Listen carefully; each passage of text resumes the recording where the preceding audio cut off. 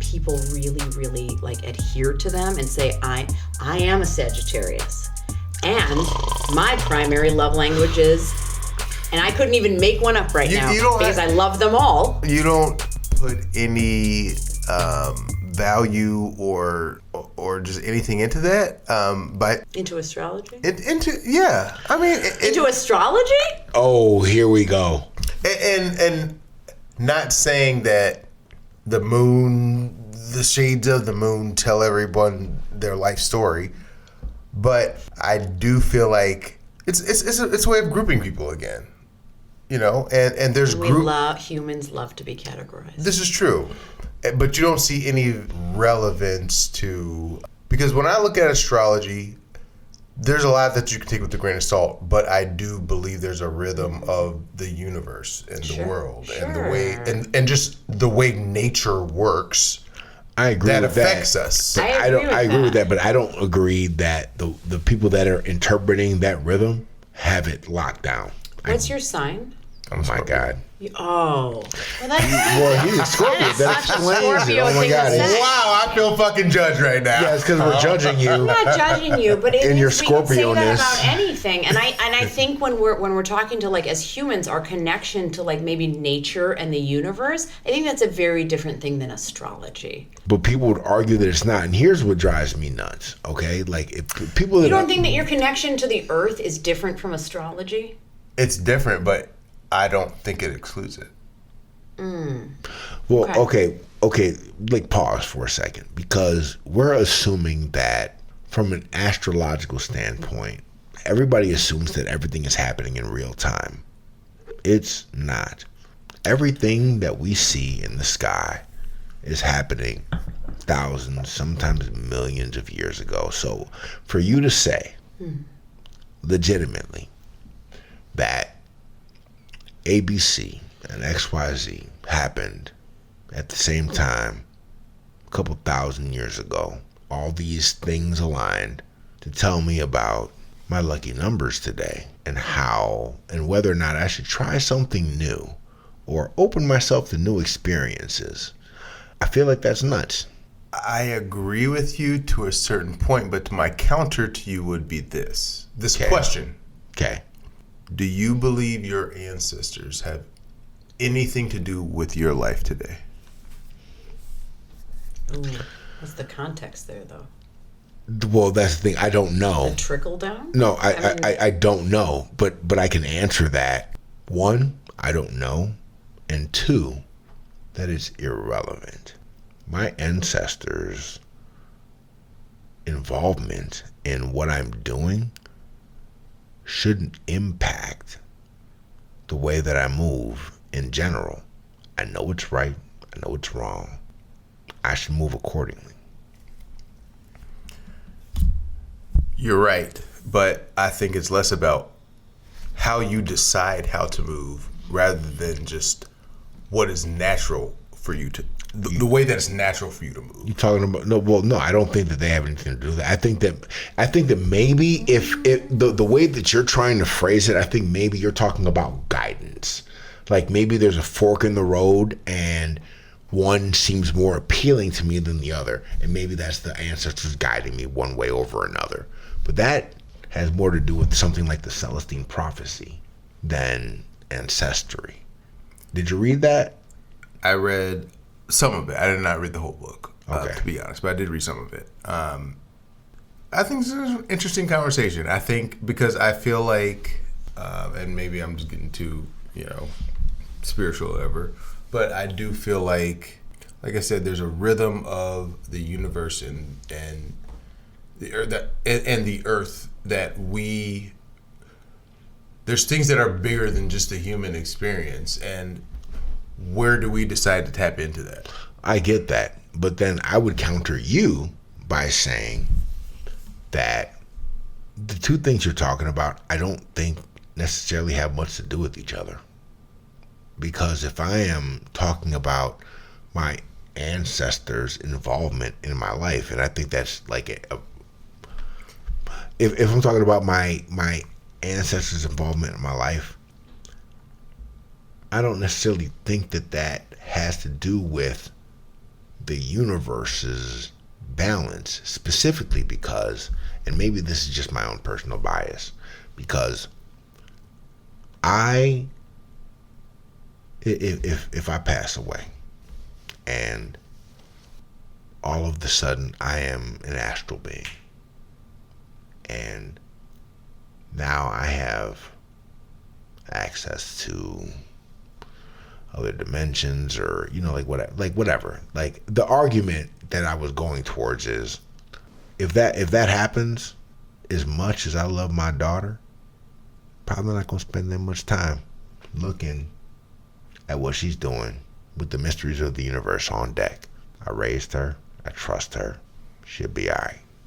And I do believe that the universe has a way to balance itself out, but I don't think that the ancestors play much into that, because we're talking about two very different cosmic scales. And this is some questions for you. If you're saying they don't collide, then like the universe and your ancestors have a historical context here.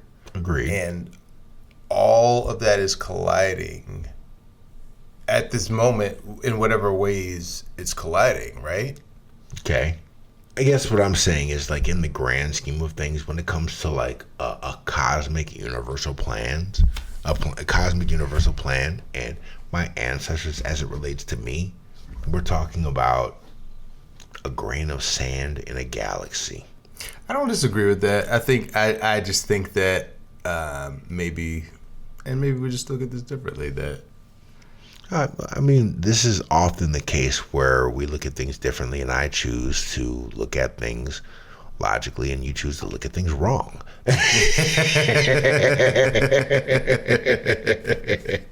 All of the, I'm just talking shit. Of course.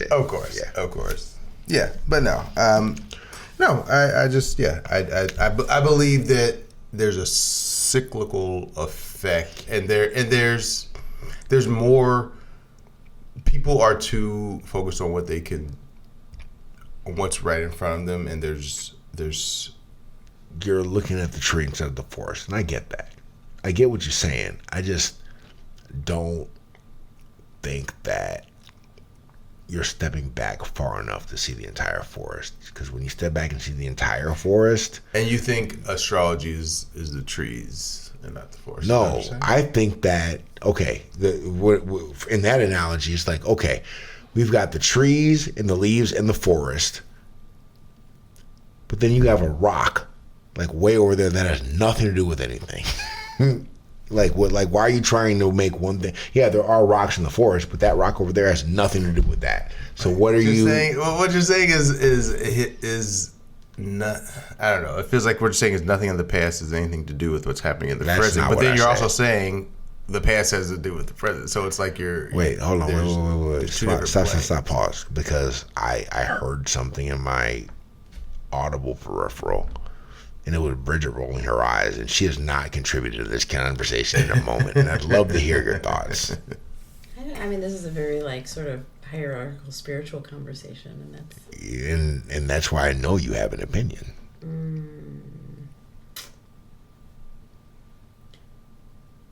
I think for me, born and raised Catholic in the city of Chicago, my faith is a little bit fractured at this point.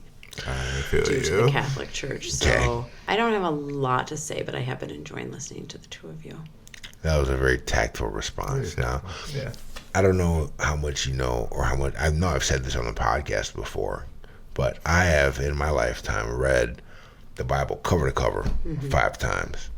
And I've studied the Quran, I've studied Buddhism, Taoism, Hinduism. I think it's important to speak. Whatever it is that you're thinking, or, even if you haven't formed cohesive thoughts, speak. Let's talk about it. Doesn't matter what your background is. No. Yeah. No, I think perspectives can come, regardless of your religion or religious background or whatever. I mean, it's all about the perspective that you view the universe through, honestly. So we are squirreling so hard. We are. You know what? I really think that this episode, like, we were gonna release it in a two-parter. I think we were gonna have to fracture this and cannibalize it. We have a lot of threads here. Yeah, it's gonna be like 5 different, like, separate, like, 20-minute threads rather than like a 20. No, I'm fine with it. Yeah. I think it'll be great. But I really would like to get our thoughts together and come together and do something else with Bridget, because you are positively wonderful. Oh, and we have had just so much fun. Yes, this has been a great time. Like, on and off the mic, like, you are phenomenal. Well, tell everybody. Oh, how wonderful I am. We will. Hey, I've had a really great time. Thank you for having me. Thank you for being here. We appreciate you. We talked about so many things, and I would love to give a clear and concise wrap up of what we talked about, but I really don't have any idea. I don't think it's even necessary at this point. We talked about mental health, we talked about therapy, we talked about relationships, and we have talked about astrology and the universe. So we've covered the full covered a lot of ground. We did a Chicago handshake. That happened. I'm sorry, Jameson specifically. Yeah. This is still. Yeah, cheers. I forgot all about this. All right, so I don't mind an old style. I gotta tell you guys, I do not mind an old style. I like beer. Period. I'm not a beer snob. I'm not a beer fan, but I don't mind an old style. All right. Well, thank you, ladies and gentlemen, so much for joining us. We had more fun than we anticipated. We hope you guys had as much fun as we did. I want to thank Bridget Gregory for joining us. Yes. Bringing her lovely energy to the podcast and really just dealing with our tomfoolery. So much tomfoolery. It was a lot. You handled it well. You handled it well. And you contributed too, to be fair. Just tomfoolery is caucastic for fuckery. Shenanigans. We shenan once and then we shenan again. Yeah. Stop saying that word. I'm not gonna. But thank you for joining us, ladies and gentlemen. Thank you, Bridget, for joining us. Thank you for having me. It's been a pleasure. We'll catch you in a hot minute. We'll see you guys next time. Beast.